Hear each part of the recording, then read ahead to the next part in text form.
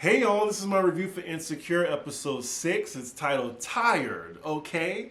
And we pick up right where we left off last week on that cliffhanger when Issa saw Lawrence and Conundrum at the hospital. She walked right past them even though she made eye contact with Lawrence. So then we see her pause and she's thinking, maybe I should go back. And I'm so glad she went back. It's pretty awkward though. She's like, wait! So she walks up to him and she says, can we just pretend this isn't weird? So then she compliments Coco Chanel on her new baby. The baby's very cute, and then Carousel asks Issa, do you want to hold him? She says yes. I'm very surprised at that. I don't know why, but when Issa's holding that baby, I'm just nervous for some reason. Why did she just give her the baby so willingly when we see she was so guarded as a parent a few episodes earlier? Oh my God.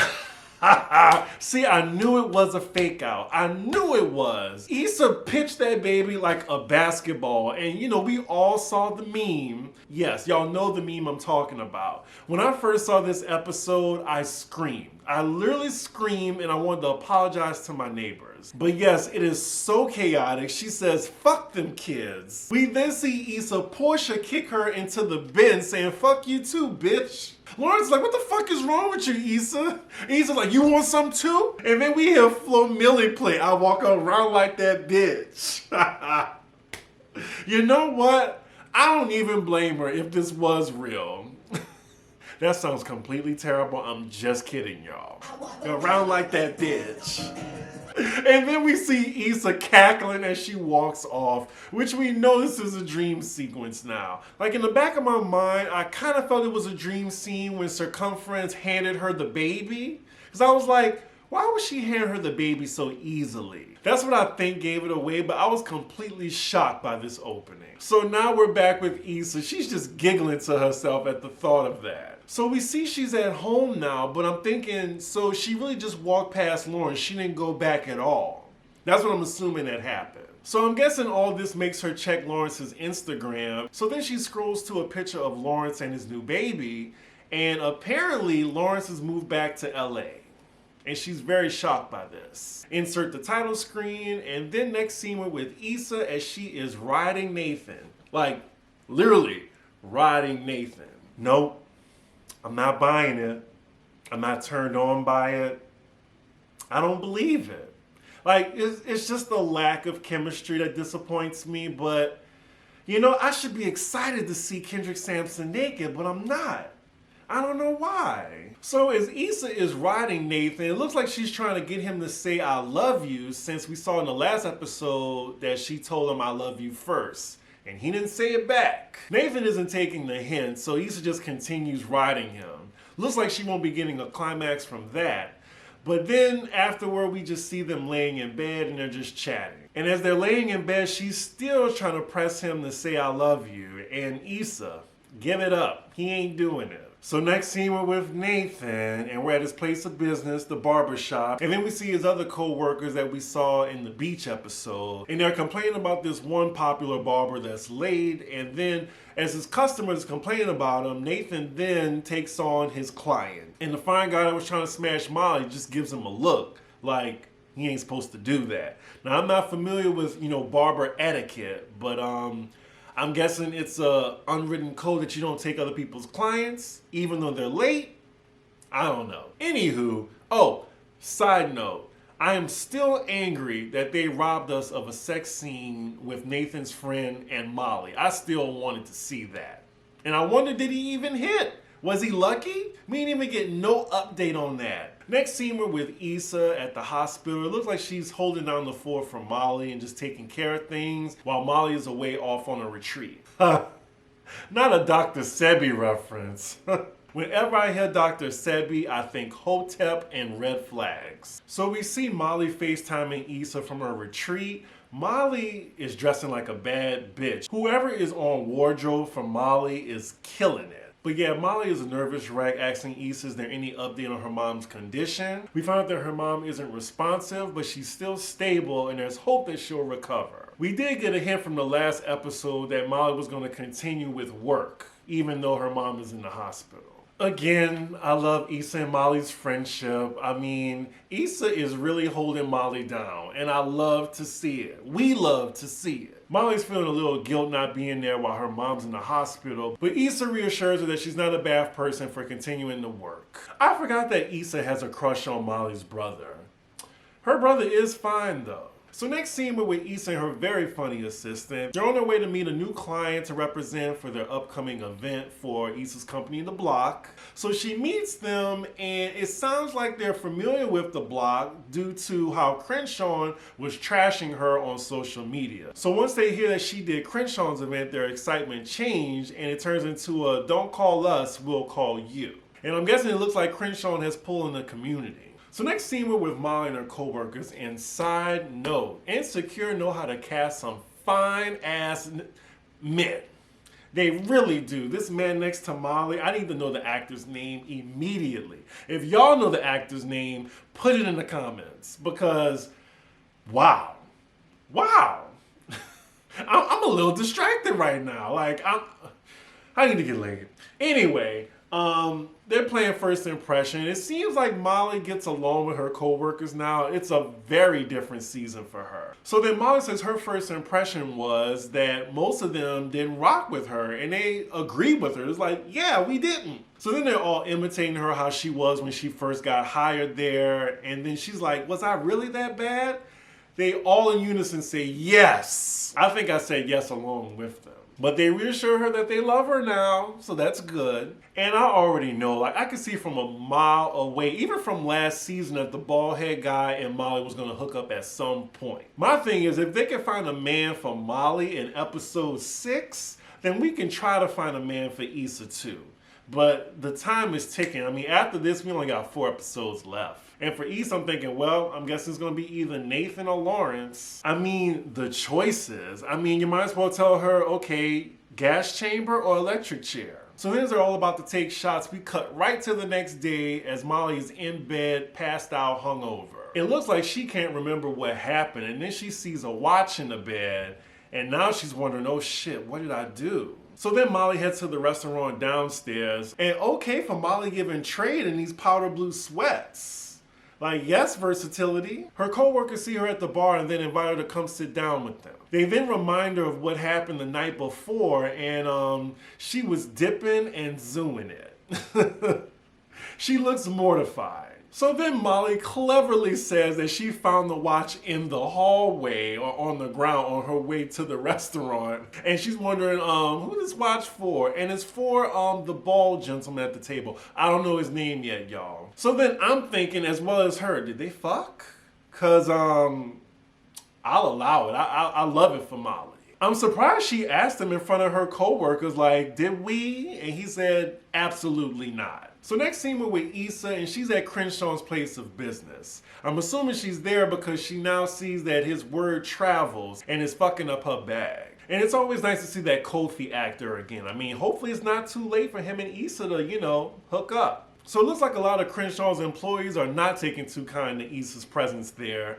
And then we see Crenshaw coming in dressed in all white, looking all fine, and again, I need to get laid. Anywho, he sees Issa and he's wondering why she's there. So Issa is trying to extend the olive branch to Crenshaw, but he ain't having it. I'm not sure why he's giving us such a hard time, being that the event was a success. So as she's trying to make peace, Crenshaw interrupts her and says, well, let me tell you my perspective.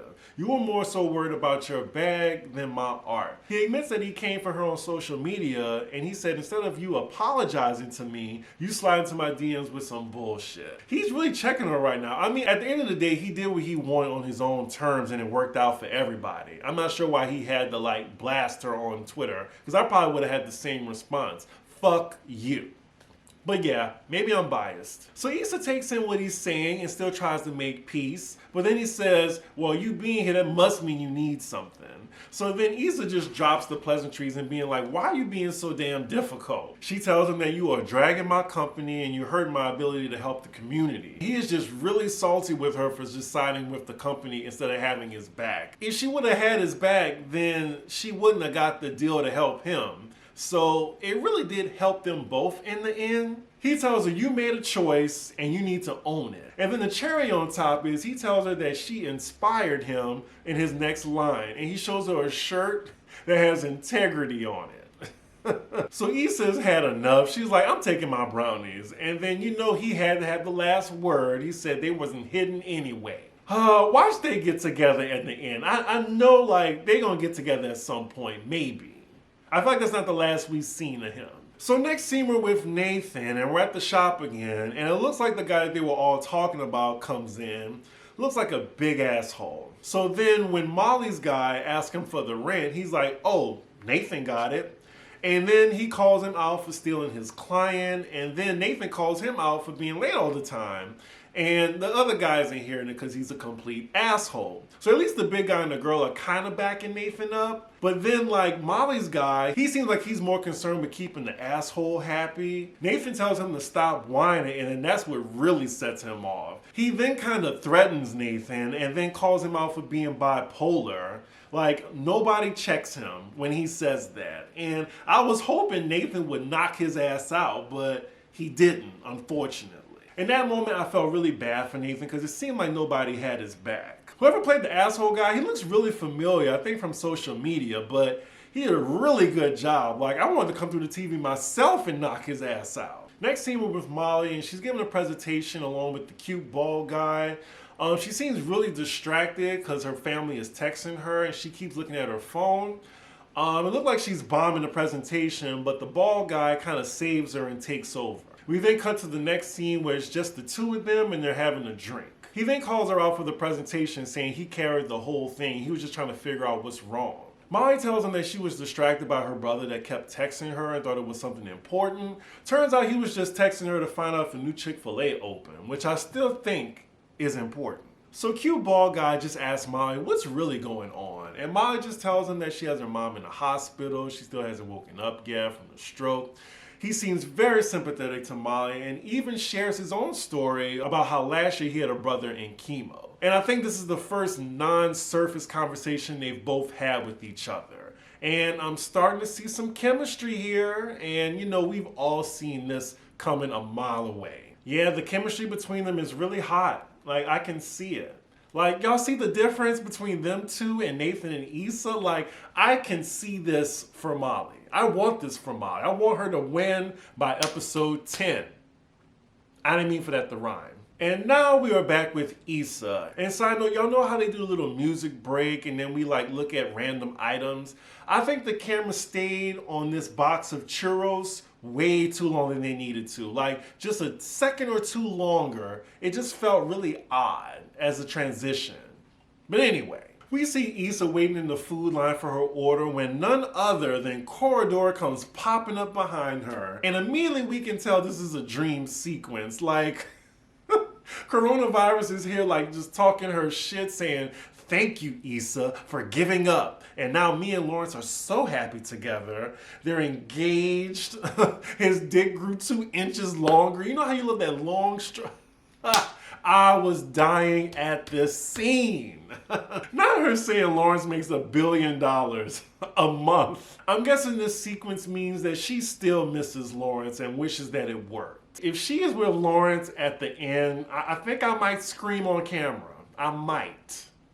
Hold me to that, y'all. Like, Chris, you said in episode 6 that you would scream if they got back together in the end. And to round out this crazy dream sequence, we see Coco Chanel Chun-Li kick Issa into the garbage. I'm guessing it's payback for earlier in the episode. So next scene, we're with Molly again. She's in her hotel room.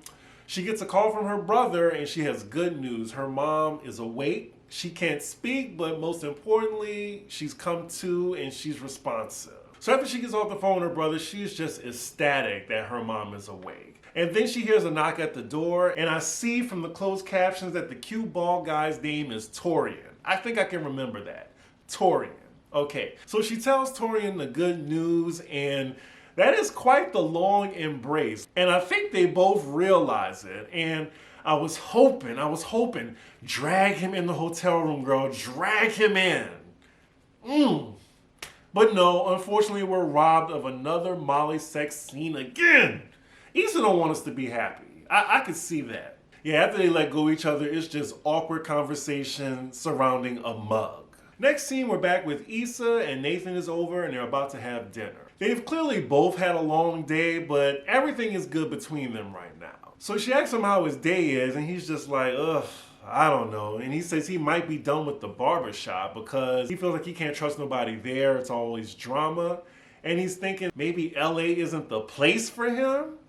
And that is all Issa needed to hear, to round out her terrible day. She was already trying to get Nathan to say, I love you, and now this? Honestly, I would have the same reaction, especially dealing with Nathan's past behavior. So this finally prompts Issa to tell Nathan what she was thinking the whole episode about her saying she loved him and he hasn't acknowledged it. And he just blows it off and says, are you serious right now? So on one hand, you have Nathan telling Issa she always trying to call him out for something. And on the other, you have Issa telling Nathan you always trying to avoid something. Initially, right now, I'm on Issa's side. Like, how you just drop that bomb saying maybe LA ain't the place for you? Like, what does that mean for us? Damn, and now Nathan hit her with the, oh, so it's all about you? Niggas ain't shit. And I guess he's trying to make her feel guilty. You ain't even gonna ask me what I'm going through right now? So as Issa's calling out Nathan on his problems with commitment, Nathan finally tells Issa what's been on his mind and says that she's really inconsistent with him and that she's all over the place. There goes that phrase again, you all over the place. That phrase looked like it hit Issa a little hard, so she just wants to drop the conversation now. Communication between the characters in this show is just so terrible. Anywho, Issa comes back with her plate, sits down next to Nathan, and they just sitting down in silence, mad. And that is where the episode ends. I gotta say, after my first viewing, I was like, shit, it just ended like that already? Like, again, it's the same issue with the timing and moving the story along. Like, just when you're getting into it, it ends. I will say that this episode was directed by my fave, Natasha Rothwell. She did a really good job. I love this episode. My same complaint, the story was just taking too long to get to the point. And I feel like I'm wondering, well, what happened with Lawrence and Conniption? That's what I want to know. As far as Issa and Nathan, I feel like I'm on Issa's side because I just feel like if that was me and I had all that stuff on my mind and then my boyfriend says that, he's thinking about moving after I just said I love him, I think I would kind of flip out too. I think he should have maybe led the conversation with maybe what happened to him at the barbershop and unpack that with Issa instead of going all the way to I might move from LA. I love Molly's storyline. I hope she ends up with the bald guy. I need to find out who that other lawyer is that was sitting next to Molly, the younger one. Because, oh my God. But yeah, y'all, we have 4 episodes left.